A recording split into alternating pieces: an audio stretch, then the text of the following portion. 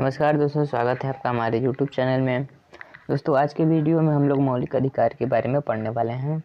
तो चलिए शुरू किया जाए। मौलिक अधिकार उन अधिकारों को कहा जाता है जो व्यक्ति के जीवन के लिए मौलिक होने के कारण संविधान द्वारा नागरिकों को प्रदान किए जाते हैं और इनमें राज्य द्वारा हस्तक्षेप नहीं किया जा सकता। इन अधिकारों को मौलिक इसलिए कहा जाता है क्योंकि इन्हें देश के संविधान में स्थान दिया गया है तथा संविधान में संशोधन की प्रक्रिया के अतिरिक्त इनमें किसी प्रकार का संशोधन नहीं किया जा सकता।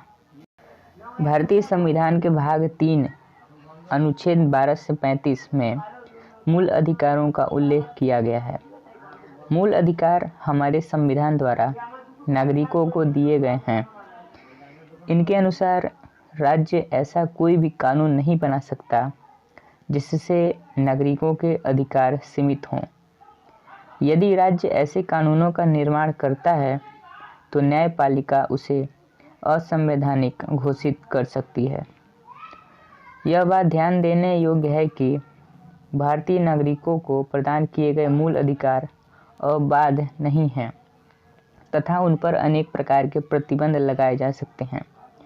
दूसरे अर्थों में यह कहा जा सकता है कि संविधान व्यक्ति की स्वतंत्रता तथा सामाजिक हितों के बीच संतुलन स्थापित करने का प्रयास करता है। वर्तमान समय में भारतीय संविधान में 6 मौलिक अधिकार हैं। तो आइए बारी बारी से उनको समझते हैं। पहला है समानता का अधिकार, अनुच्छेद 14 से 18। भारत का प्रत्येक नागरिक कानून की नज़र से समान है। किसी भी व्यक्ति को धर्म, जाति, लिंग, लड़का हो या लड़की के आधार पर किसी भी प्रकार का भेदभाव नहीं किया जाएगा। सभी को नौकरियों में बिना भेदभाव के समान अवसर प्रदान किए जाएंगे।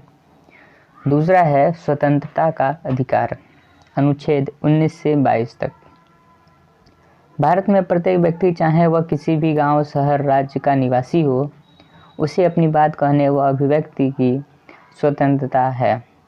इसी के साथ वह शांतिपूर्ण सम्मेलन कर सकता है, व्यवसाय कर सकता है। पूरे देश में बिना रोक टोक के वह घूम सकता या रह सकता है। इसी के साथ प्रत्येक व्यक्ति को अपनी इच्छा अनुसार जीवन जीने का अधिकार है। तीसरा जो मौलिक अधिकार है, शोषण के विरुद्ध अधिकार, अनुच्छेद 23 से 24। इस अधिकार के अंतर्गत कोई भी किशोर किशोरी जिसकी आयु 14 वर्ष से कम है, उसे किसी भी कारखाने या जोखिम भरे कार्यों को करवाना कानूनी अपराध है। इसके अतिरिक्त किसी भी व्यक्ति से किसी प्रकार का भेदभाव जाति, धर्म, वंश, वर्ण या सामाजिक स्तर के आधार पर नहीं किया जा सकता।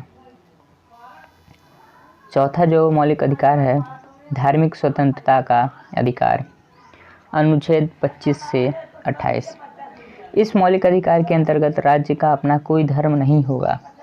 उसकी नज़र में सभी धर्म बराबर हैं। भारत का प्रत्येक नागरिक अपनी इच्छा के अनुसार अपने धर्म का पालन करने के लिए पूर्ण रूप से स्वतंत्र है। और पांचवा है संस्कृति और शिक्षा संबंधी अधिकार, अनुच्छेद 29 से 30।